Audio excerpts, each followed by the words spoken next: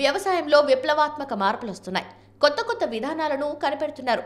దిగుబడి పెంచేందుకు కొత్త ప్రయోగాలు చేస్తున్నారు. ఒక్కోసారి అవి సక్సెస్ అవుతున్నాయి కూడా. అయితే కొంతమంది సోషల్ మీడియాలో విచిత్రమైన వీడియోలు పోస్ట్ చేస్తున్నారు. వాటిని చూస్తే నమ్మశక్యం కాదు. ఆ వీడియోలకు అధికారిక గుర్తింపు ఏది ఉండదు.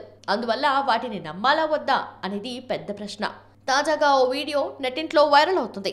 అది పొమాటో.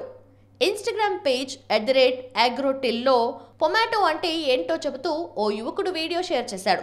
అలెన్ జోసెఫ్ అనే వ్యక్తి అధిక దిగుబడులు, రైతు ఆదాయాన్ని పెంచే టెక్నిక్ను అందులో వివరించాడు.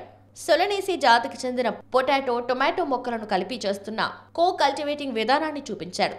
అంటే బంగాళాదుంప మొక్కకు టొమాటో మొక్కను అంటుకట్టారు. దీనికి పొమాటో అని పేరు పెట్టారు. ఈ మొక్క కొమ్మలకు టొమాటోలు కాస్తాయి. అదే మొక్కకు భూమిలో బంగాళాదుంపలు కాస్తాయి.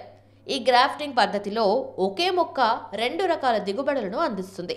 రైతు ఆదాయాన్ని పెంచుతుంది అని చెబుతున్నారు. ఈ వీడియో ఇప్పుడు వైరల్గా మారింది. పొమాటోను చూసి అందరూ ఆశ్చర్యం వ్యక్తం చేస్తున్నారు. అయితే కొందరు మొక్కపై సందేహాలు వ్యక్తం చేశారు. ప్రకృతికి విరుద్ధంగా జన్యుపరమైన మార్పులు చేసి పండించిన పంటల వల్ల కలిగే పరిణామాలు, మానవ ఆరోగ్యానికి ఎదురయ్యే ప్రమాదాలు, ప్రభావాల గురించి ఆందోళన వ్యక్తం చేస్తున్నారు. మరికొందరు ఈ టెక్నిక్ ని ప్రశ్నించారు. 2 కూరగాయలకు మొక్క నుంచి పోషకాలు అందుతాయా లేదా తగ్గుతాయా అంటూ ప్రశ్నలు వేస్తున్నారు. అదే స్థాయిలో ఈ టెక్నిక్ కి సపోర్ట్ కూడా లభిస్తుంది. చాలా కాలం అంటుకట్టడమనే పద్ధతి వాడుకలో ఉందని, దీని ద్వారా రైతులకు చాలా ప్రయోజనాలున్నాయని కొందరు నెటిజన్లు అంటున్నారు. పొమాటో అనేది కేవలం సెలెక్టివ్ బ్రీడింగ్ కు మరొక ఉదాహరణ అని, ఇదేమి కొత్తది కాదని వాదించారు.